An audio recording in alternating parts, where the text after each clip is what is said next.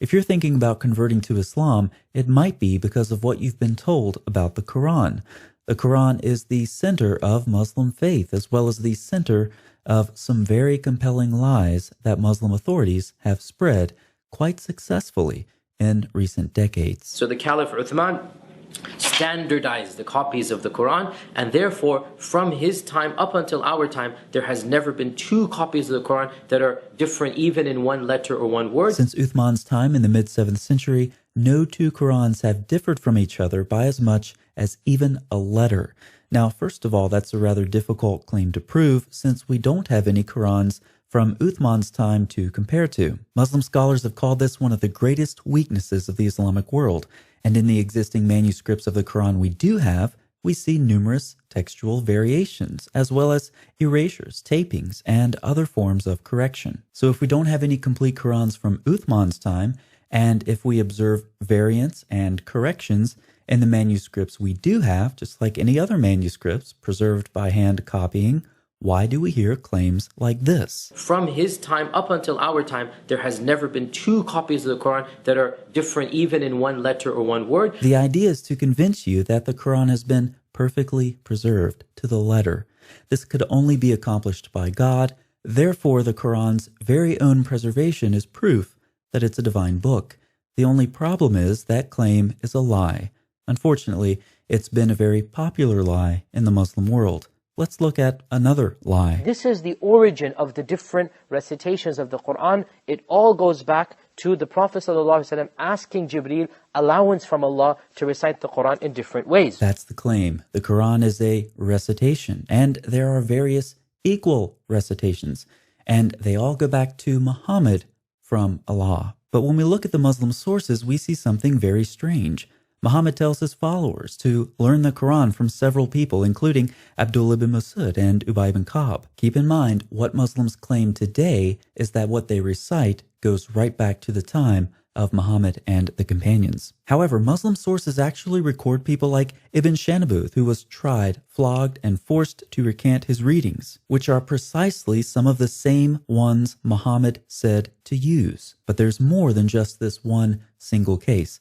We also find that the text of the Quran around the 10th century AD could no longer sustain the readings of the much earlier companions, so they had to be discarded. Consequently, Al-Tabari reasoned, we are forced to reject the readings which disagree with the razm, the consonantal skeleton, of our current codices, even if the sound historical accounts unequivocally establish that the companions used to read them differently. Obviously, claims about preserving the early recitations of the Quran from the time of Muhammad and his companions are a later development.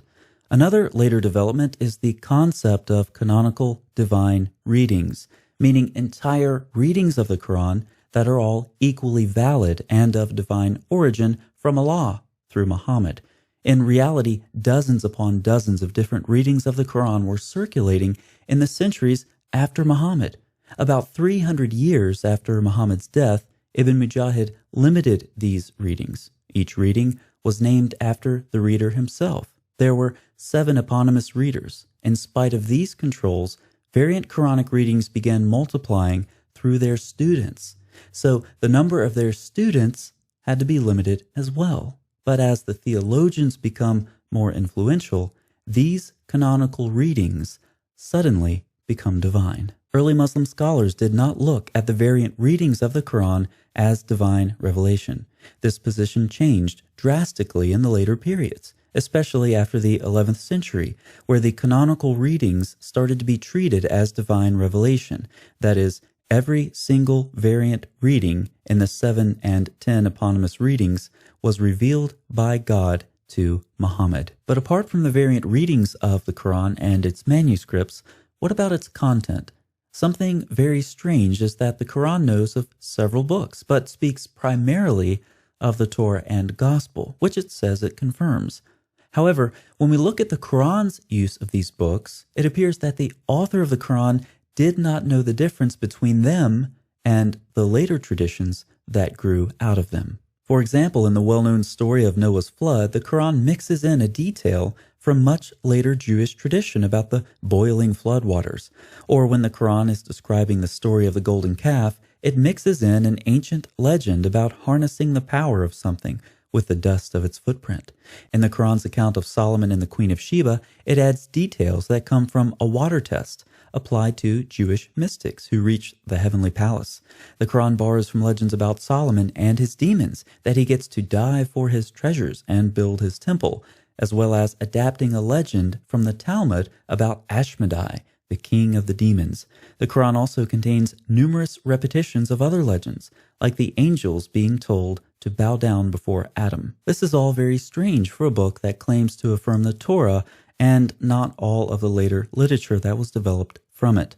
When it comes to the Gospel, the Quran actually contradicts the New Testament, while it borrows from stories written much later. This is why we see the Quran repeating strange stories about Mary living in the temple, Jesus speaking from his cradle, or making birds out of clay. But aside from the text, variant readings, and content of the Quran, Muslims claim that the Quran's divine origin is apparent if read in Arabic. However, computer analysis has shown that the same basic compositional structure that we find in oral performances like Homer's Iliad and Odyssey are at work in the Quran as well. Only about a minimum of 20% oral formulaic density is required to prove a text originated according to these oral compositional devices. This analysis can be conducted with a variety of root sequences of differing lengths, which will of course give different densities. Looking at a simple example of a 3-base sequence, the Quran comes in at an astounding 39% average oral formulaic density for the Meccan surahs and 55% for the Medinan surahs. If we push the analysis a bit further, looking for 3-base sequences that occur 5 times, the entire Quran averages an impressive 21.86%. This means that the Quran is structured like we would expect for something originating in an oral culture.